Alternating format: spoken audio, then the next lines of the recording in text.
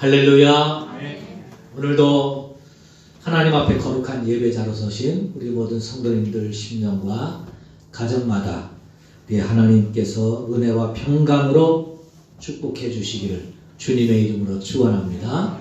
또 온라인으로 예배를 드리는 성도님들에게도 동일한 은혜로 함께 해 주실 줄로 믿습니다.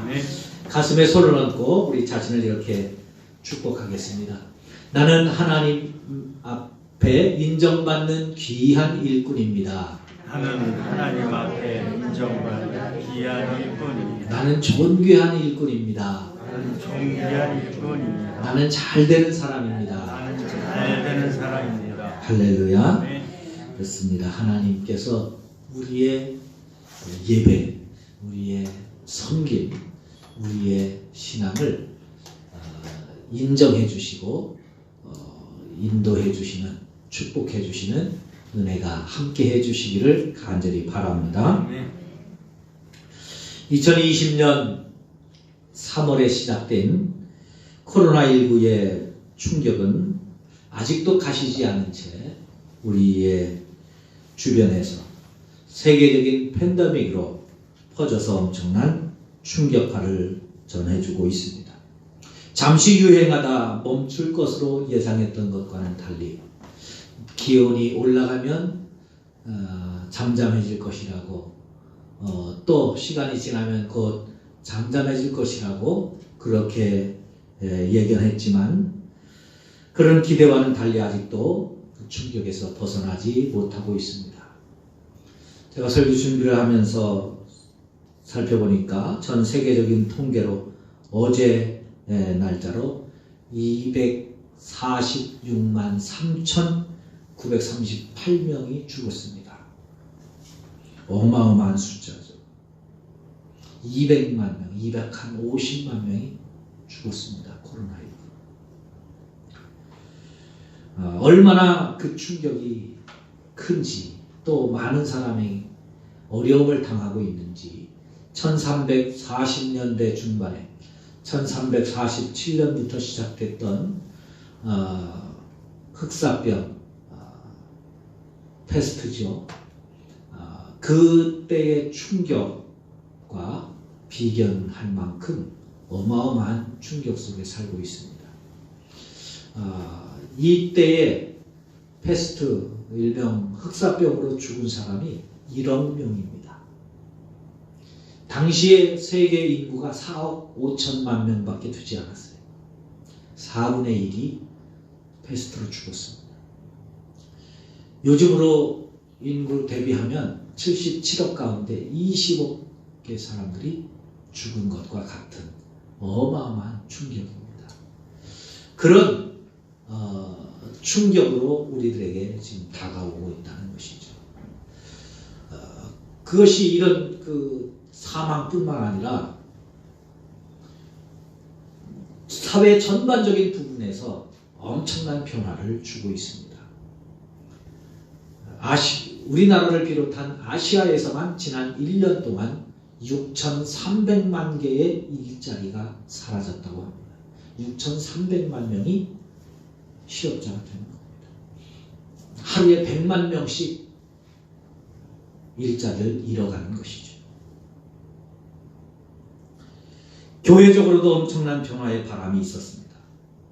듣도 보지도 못했던 비대면 예배가 등장했고, 사회에서는 온라인 예배를 장려하기도 하고, 심지어는 예배 집합 금지 명령을 수없이 내리고 예배를 드리는 것이 사회적인 혐오의 대상처럼 여겨지는 그러한 시대를 살아오기도 합니다.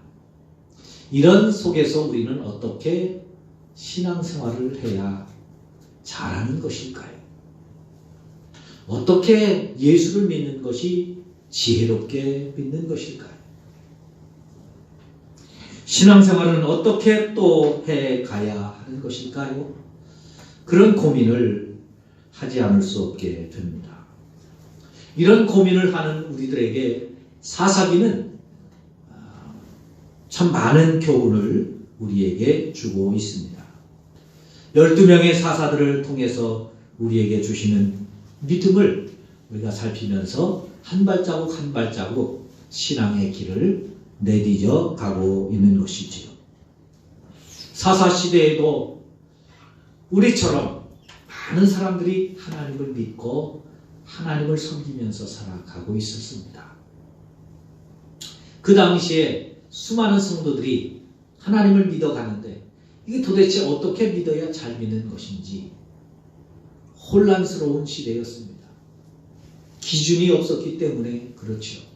그래서 많은 사람들이 자기 생각에, 자기 기준대로 사회의 말을 듣기도 하고 친척의 말을 듣기도 하고 부모의 말을 듣기도 하고 가족의 말을 듣기도 하고 자녀의 말을 듣기도 하면서 나름대로 신앙생활을 했었습니다.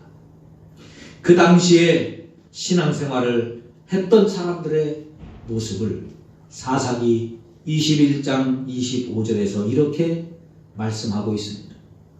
그때에 이스라엘에게 왕이 없으므로 사람이 각기 자기의 소견에 옳은 대로 행하였더라. 당시의 사람들이 정확한 기준도 없이 어떻게 해야 될지 모르니까 자기 생각에 옳은 대로 이렇게 하는 게 옳지. 기본 상식이지. 꼭 그렇게 믿어야 돼? 이렇게 믿어야지. 그래야 욕을 안 먹지. 아니지. 욕을 먹더라도 이렇게 믿어야지. 다 각자 생각하는 기준이 달랐어요. 그리고 그 기준을 따라서 신앙생활을 했었습니다. 그런데 여러분, 그 당시에 그렇게 신앙생활을 했던 그들의 모습을 하나님은 어떻게 평가를 하고 계실까요? 사사기서를 우리가 지금 살펴보고 있습니다마는 사사기에 나타나는 당시 사람들의 신앙은 다 하나님 보시기에 악한 것이었다고 계속해서 말씀하고 있습니다. 나는 옳다고, 나는 이것이 잘하는 것이라고, 나는 이것이 잘 믿는 것이라고 신앙생활을 하고 왔는데 후일의 평가는, 하나님의 평가는 너는 죄만 짓고 살았다. 그렇게 말씀하고 있어요.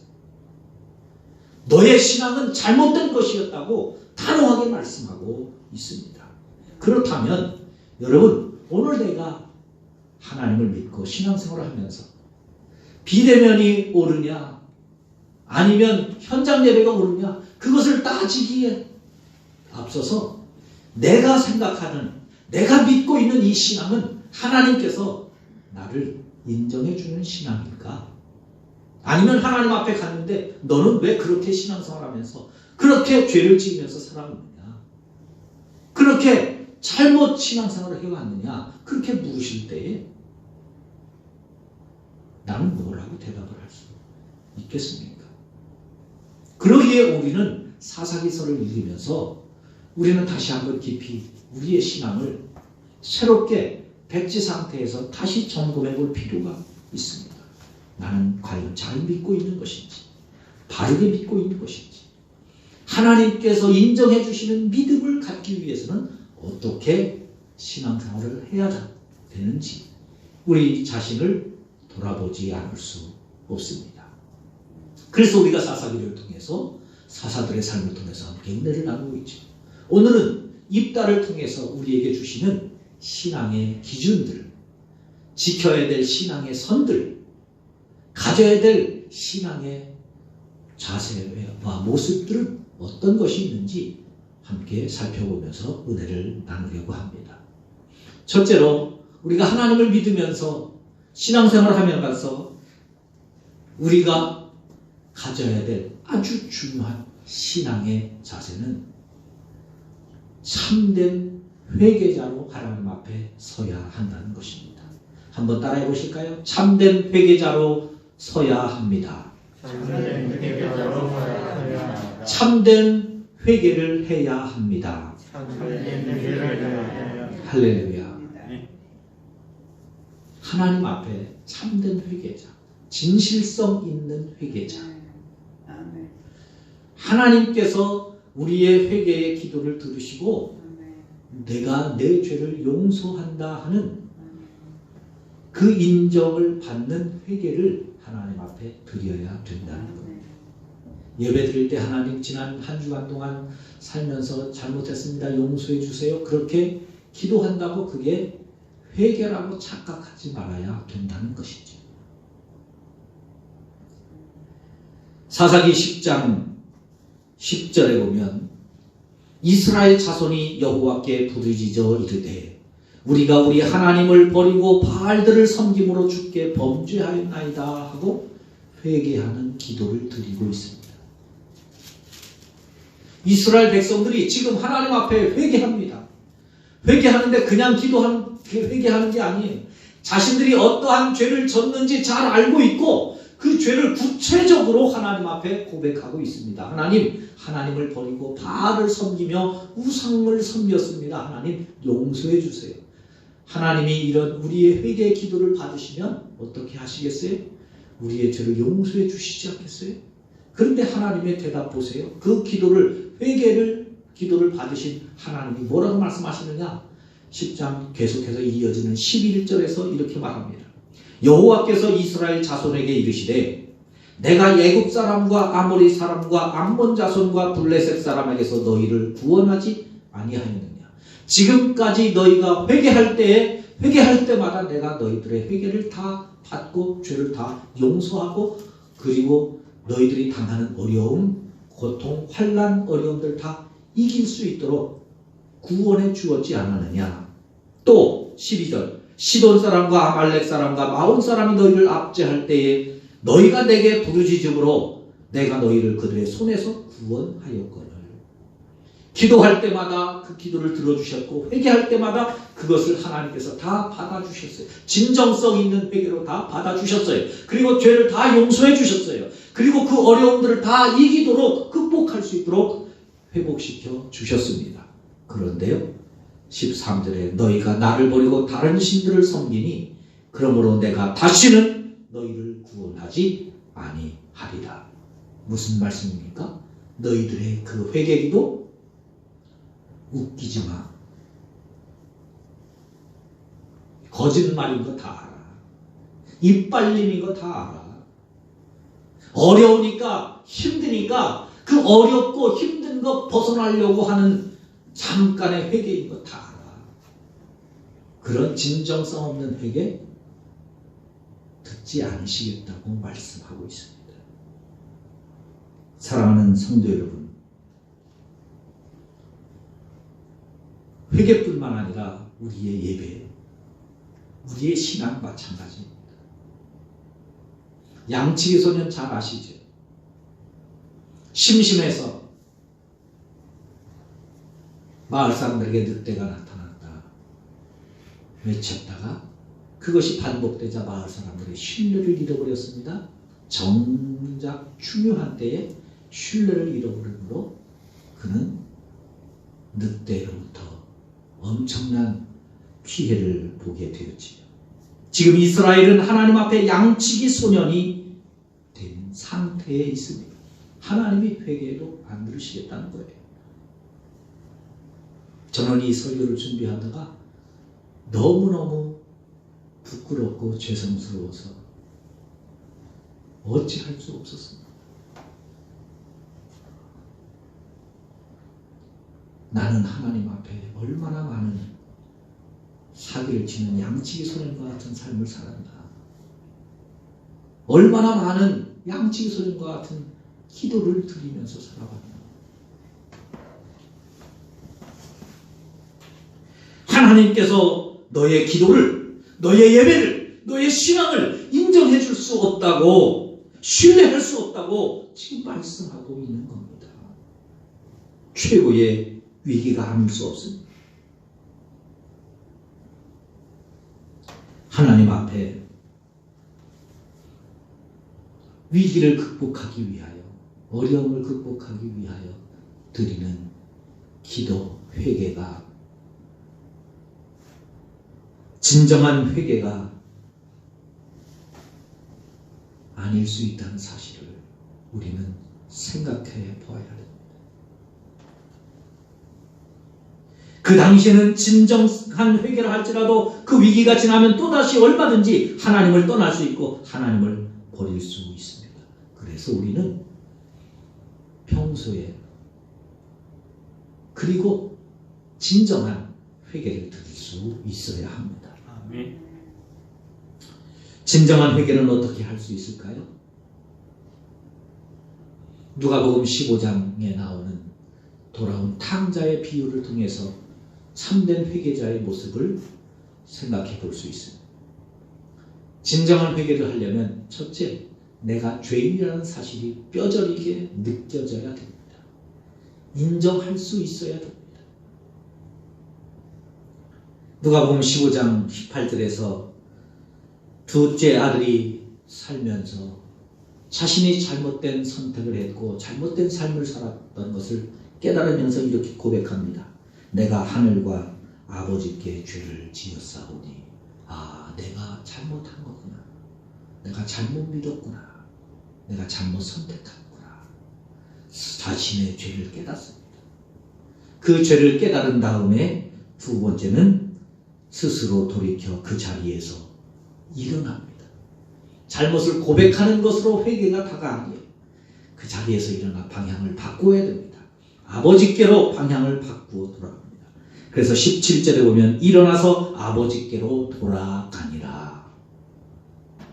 일어나 아버지께로 돌아가는 방향을 전환해서 액션이 있어야 된다는 거예요. 행동이 있어야 된다는 거예요. 실천이 있어야 된다는 거예요. 기도한 것으로 끝나서는 절대 회개가 되지 않는다는 것이죠.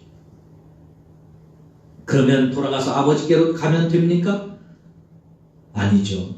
21절에 보면 아버지 앞에서 자신의 죄를 낱낱이 고백해야 합니다. 하나님, 이런 죄를 잘못했어. 이렇게 죄를 지었습니다. 21절에 내가 하늘과 아버지께 죄를 지었사오니 지금부터는 아버지의 아들이라 일컬음을 감당하지 못하겠나이다.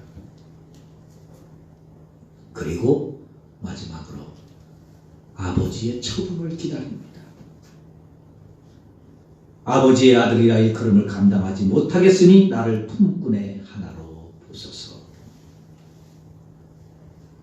둘째 아들이 자신이 죄인이라는 것을 깨닫고 아버지께로 방향을 바꾸어서 아버지께로 돌아오어서 잘못을 고백했을 때 그 잘못을 고백하는 회개자로, 참된 회개자로 하나님 앞에 돌아온 그 아들을 아버지는 쫓아가서 목을 끌어안고 볼에 입을 맞추며 그 아들을 맞아줍니다.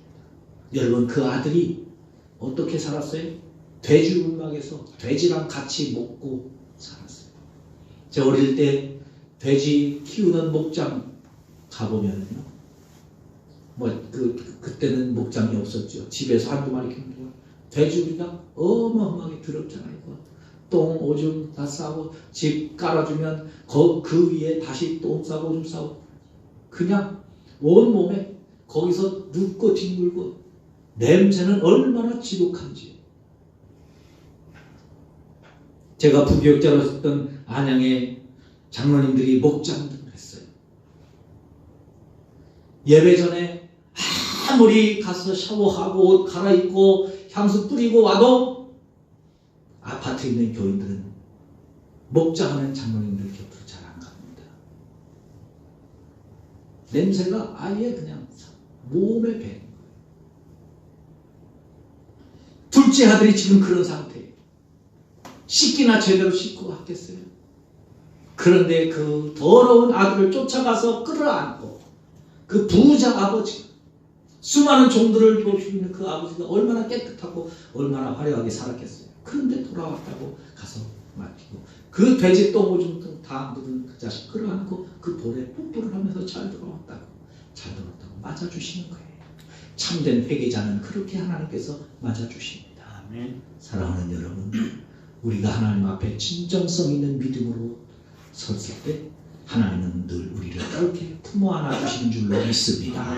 그런 하나님 앞에 진정성 있는 믿음으로, 참된 믿음으로, 회개자로, 예배자로 서실 수 있기를 주님의 이름으로 축원합니다.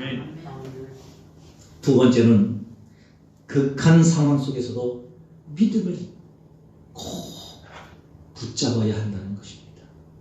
어려움 속에서도 꼭 믿음의 선택을 해야 한다는 것이죠. 따라해 보실까요? 아무리 힘들어도 아무리 힘들어도 믿음의 길을 선택해야 합니다. 믿음의 길을 선택해야 합니다. 할렐루야. 아멘. 오늘 우리가 읽었던 사사기 11장입니다. 1절에 보면 사사 입다. 이 입다의 출생이 비극적인 출생이라는 거예요. 엄마가 기생입니다. 그러니까 첩이죠. 첩의 자식으로 태어났어요.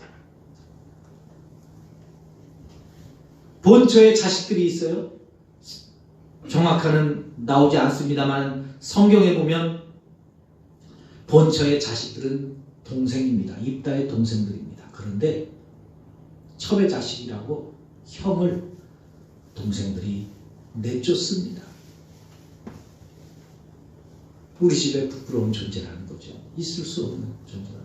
그리고 내쫓아서 3절에 보면 입다가 그 형제들을 피하여 돕당에 거주하매, 그 돕당은 우리나라로 지금 이야기하면 서울쯤에 지금 살고 있었는데 입다가 그 가족들이 시족까지 서울이나 파주, 문산 뭐 이쯤 데 살고 있었는데 쫓겨나서 국경을 넘어서 우리나라 국경을 넘어서 북한의 평양쯤으로 가서 사는 거예요. 같은 나라에서도 못 살고 쫓겨나서 얼마나 힘들었겠어요. 그런데 그렇게 나가서 집 나간 자식이 참 잘 돼서 돌아오면 얼마나 좋아요. 3절 계속해서 보면 잡류가 그에게로 모여와서 그와 함께 출입하였더라. 잡류. 그 잡류라는 단어는 원뜻을 살펴보면 무가치한, 가치 없는, 공허한, 목적 없이 살아가는, 그래서 죽을 수밖에 없는 사람, 그런 뜻입니다. 가치가, 사람으로서의 가치가 하나도 없어서 죽어야 되는 사람이 잡류라는 거예요. 그냥 뭐 껄렁껄렁 살게 살아가는 그런 깡패나 히피들이나 그런 존재가 아니에요. 살아서는 안 되는, 살만한 가치도 없는, 죽어야 되는 존재. 9장 4절에 보면 그런 사람들을 방탕하고 경박한 사람들이라고 밝히고 있습니다. 지금 그 사람들과 같이 입다가 먼 타국에 가서 쫓겨나서 살고 있는 거예요. 그런데 그렇게 살아가는 입다가 어떻게 살았을지 눈에 뻔하죠. 그런데 보세요. 반전이 있습니다. 그렇게 살고 있는데 이스라엘이 위기에 처합니다. 길르앗, 자기를 쫓아냈던 길르앗 가문이 위기에 처해, 모압 사람들이 쳐들어와서 위기에 처하니까 이 입다의 기질을 잘 알고 있는 길르앗 사람들이 수소문에서 입다를 찾아와서 우리를 대신해서 싸워달라고, 우리의 장군이 돼서 우리의 진두지휘에서 적들과 싸워달라고 부탁을 합니다. 여러분 같으면 어떠시겠어요? 입다도 우리랑 똑같습니다. 7절에 보면, 11장 7절에 보면 입다가 길르앗 장로들에게 이르되 너희가 전에 나를 미워하여 내 아버지 집에서 쫓아내지 아니하였느냐? 이제 너희가 환난을 당하였다고 어찌하여 내게 왔느냐? 뻔뻔하게 나를 쫓아낼 때는 언제고 힘들다고 와서 도와달라고 해? 대신 나보고 싸우다가 죽어달라고? 그 뒤에만은 생각하게 입다가 지금 그러면서 제발 좀 와서 도와달라고 부탁을 하고 안 가겠다고 그러다가 결국 입다가 마음을 바꿉니다. 가기로 합니다. 가기로 하면서 입다가 기가 막힌 고백을 합니다. 9절에 보면 입다가 이렇게 고백합니다. 입다가 길르앗 장로들에게 이르되 너희가 나를 데리고 고향으로 돌아가서 암몬 자손과 싸우게 할 때에 만일 여호와께서 그들을 내게 넘겨주시면 내가 과연 너희의 머리가 되겠느냐? 이 말이 무슨 말이냐 하면 지금 길르앗 사람들은 사사시대에 자기가 옳은 대로 다 옳다고 생각하는 대로 신앙생활을 해오고 있었어요. 그렇죠? 그런데 입다는 그 공동체에서 쫓겨난 거예요. 그래서 집에서 쫓겨나서 혈혈단신으로 아무것도 무일푼으로 쫓겨나서 거지처럼 지금 깡패가 되어서 깡패 두목처럼 지금 살고 있는 거예요. 그런데 와서 도와달라고 하는 이야기를 듣고 가겠다고 결심하면서 그가 하는 고백입니다. 만약 전쟁에 나가서 이기면 내가 진짜 너희들의 지도자가 되겠느냐, 이 말을 해야 되는데 말을 그렇게 안 하고 입다가 이렇게 이야기합니다. 만약 전쟁할 때 하나님께서 이 전쟁을 이기게 해주시면 내가 지도자 되는 것이 정말 맞느냐, 그 약속 지킬 수 있느냐. 여러분, 입다가 그 어두운 생활을 하면서도 하나님을 믿는 것을 놓았다면, 하나님을 떠났다면, 하나님을 버렸다면 이런 말을 할 수 있었겠어요? 할 수 없었겠지. 내가 나가서 이기면 이렇게 이야기했을 거예요. 그런데 입다는 자기 인생의 주인이 내가 아니라, 내 삶을 이끌어가는 신분이 내가 아니라 하나님이심을 고백합니다. 그렇다면 그가 비록 그렇게 타국에 쫓겨나서 깡패와 같은 잡녀들과 함께 생활하고 있어도 그는 그 속에서, 그 마음속 끝에 나는 비록 지금 이렇게 살아도 나는 하나님을 믿는 사람이야. 나는 하나님을 믿는 사람이야. 그가 무슨 일을 결정할 때, 그가 어떤 행동을 할 때 하면서도 나는 하나님을 믿는 사람이야. 잘못을 범하고 나면 그날 밤에 그것 가지고 씨름하면서 그 믿음의 끈을 놓치지 않고 그렇게 살았을 것이 눈에 훤하게 보이지 않아요? 비록 그가 최악의 삶을 살면서도 그는 하나님을 놓는 믿음의 끈을 놓지 않았다는 겁니다. 그래서 자신의 삶을 인도하시는 분이 하나님이심을 고백합니다. 사랑하는 여러분, 살면서 힘들고 어려울 때 있으시죠? 하나님이 내 기도를 들어주시지 않고 응답해 주시지 않고, 우리 집은 왜 이래? 우리 회사는 왜 이래? 어떻게 나는 가는 회사마다 이렇게 힘들어? 나를 괴롭히는 사람들은 왜 이렇게 많아? 그렇게 절망하고 낙심되고 힘들고 어려움을 겪을 때 기도를 놓아버리고 싶고 예배를 쉬고 싶고 신앙생활을 좀 멀리하고 싶은 그런 때 있으시죠? 여러분, 아무리 힘들어도 입다처럼 믿음의 끈만은, 신앙의 끈만은, 하나님을 의지하는 이 믿음의 끈만큼은 놓치지 않기를 주님의 이름으로 축원합니다. 그래야 섭니다. 우리 인생의 마지막까지, 최후까지, 끝까지 이 믿음은 꼭 붙들고 사셔야 합니다. 아무리 코로나19가 우리의 목숨을 위협한다 할지라도 이 신앙의 끈을 놓쳐서는 안 됩니다. 온라인으로 예배 드리실 수 있어요. 그러나 온라인으로 예배를 드려도 예배자의 자세가 흩어져서는 안 됩니다. 믿음의 자세를 잃어버리면 안 됩니다. 그것이 입다를 통해서 우리에게 주시는 하나님의 음성이기도 합니다. 세 번째로, 기도보다 성령보다 앞서서지 말아야 합니다. 따라해 보실까요? 기도보다 성령보다 앞서지 말아야 합니다. 기도보다 성령보다 앞서지 말아야 합니다. 사사기 11장 29절부터 보면 입다가 암몬 자손과 일전을 앞두고 간절한 마음에 하나님 앞에 소원을 합니다. 하나님, 제가 전쟁에 나가는데 하나님께서 우리 민족에게 은혜를 베풀어 주셔서 이 전쟁을 이길 수 있게 해주세요. 만약에 하나님께서 이 전쟁을 이기게 해주시면 전쟁 끝나고 집에 돌아올 때 우리 집에서 처음 나와서 나를 맞이하는 그 사람을 하나님 앞에 제물로 드리겠습니다. 여러분, 입다는 전쟁에서 승리했습니다.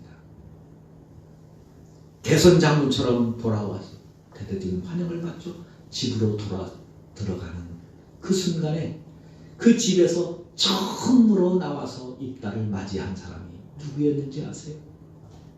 입다의 무남동녀 외동딸 하나밖에 없는 딸, 그 어린 딸, 그 이쁜 딸, 그 사랑하는 딸이 먼저 나와서 입다를 맞이합니다. 그 딸을 번제로 드려야 되는 거예요. 이스라엘의 역사 속에 하나님의 예배 속에 사람을 제물로 드리는 예배는 없습니다. 예배는 사람을 살리기 위하여 동물을 비둘기나 양이나 염소나 소를 제물로 드리는 거예요. 사람 살리기 위해서. 사람을 하나님 형상 닮은 사람을 살리기 위해서. 그런데 여러분 아무리 내가 사는 게 급하다고 다른 사람을 죽이는 예배는 예배가 아닙니다. 내가 아무리 성공하는 것이 중요해도 내가 성공하자고 다른 사람을 망하게 하는 것은 진정한 성공이 아니라는 것입니다. 그런데 입다는 그런 소원을 하고 있는 거예요. 그런 소원을 어디서 배웠겠어요? 이방 종교에서 배운 것이죠. 이방 종교에서. 그래서 소원도 중요하지만 잘해야 됩니다. 소원 기도는요, 잘하면 얼마나 좋은 축복인지 몰라요. 소원 기도, 또 작정 기도, 이것이 얼마나 귀한지 모릅니다. 여러분, 작정 기도는 저희 집사람이 전문가예요, 전문가. 작정 기도를 많이 하는데, 작정 기도 하면 할수록 하나님께서 응답해 주십니다. 저희 딸 대학도요, 작정 기도를 통해서 갔어요. 은지를 가르쳤던 선생님도 그 학교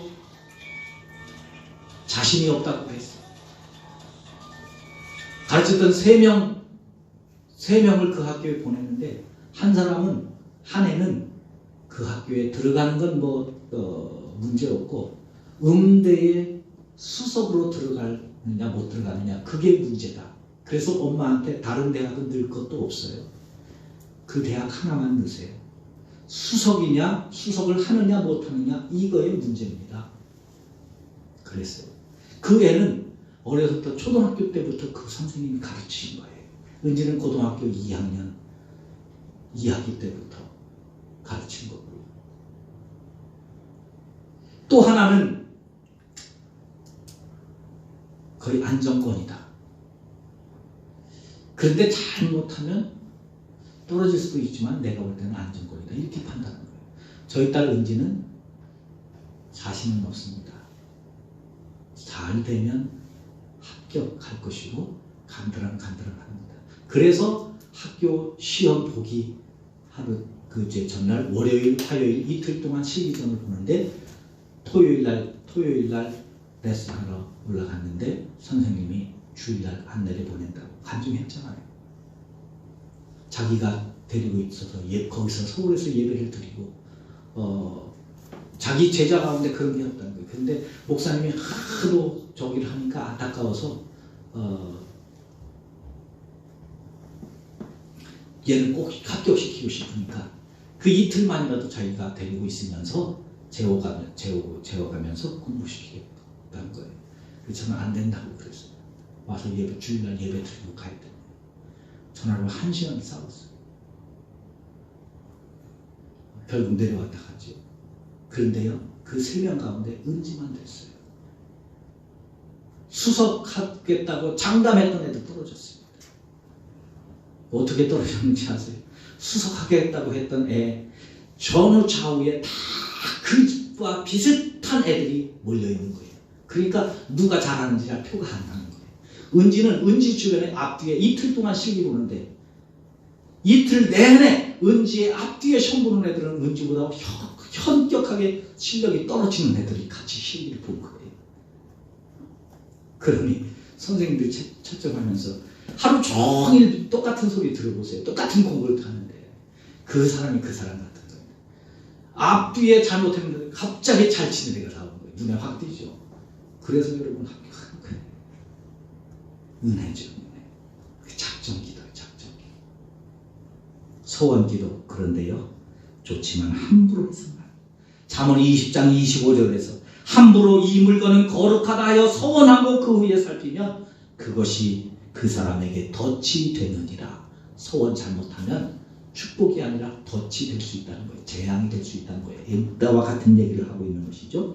그래서 미가서 6장 8절에서 말합니다. 사람아, 주께서 선한 것이 무엇임을 내게 보이셨나니 여호와께서 내게 구하시는 것은 오직 정의를 행하며 인자를 사랑하며 겸손히 내 하나님과 함께 행하는 것이 아니냐. 하나님께서 우리에게 원하시는 것 여러 가지 쭉 있지만 마지막 말입니다. 여호와께서 아니 내가 내 하나님과 함께 행하는 것이 아니냐. 할렐루야. 하나님과 함께. 하나님보다 앞서가지 말고 급하다고 앞서가지 말고 간절하다고 절박하다고 앞서가지 말고 앞서서 서운하거나 그러지 말고 서원은 진실성 있게 참되게 하고 그것을 지켜나가요. 여러분 조급해서 급하게 서둘러서 하나님보다 앞서가다가 실패한 사람들 얼마나 많습니까?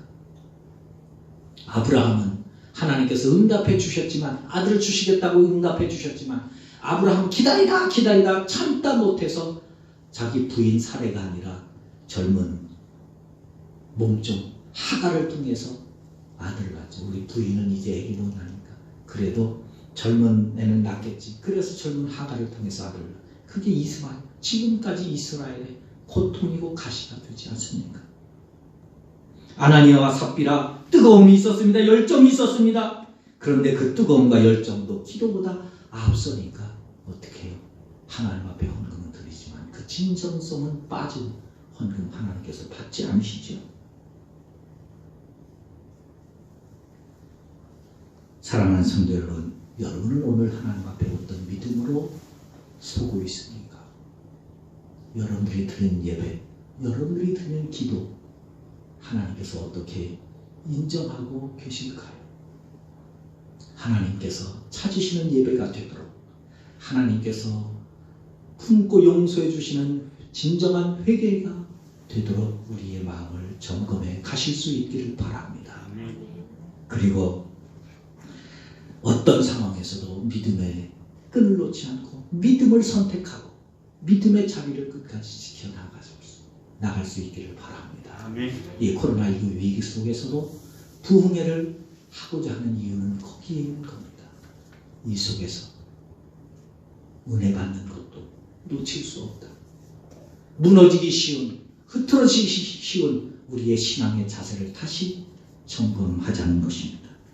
마지막으로 기도보다 성령보다 앞서면 안 됩니다.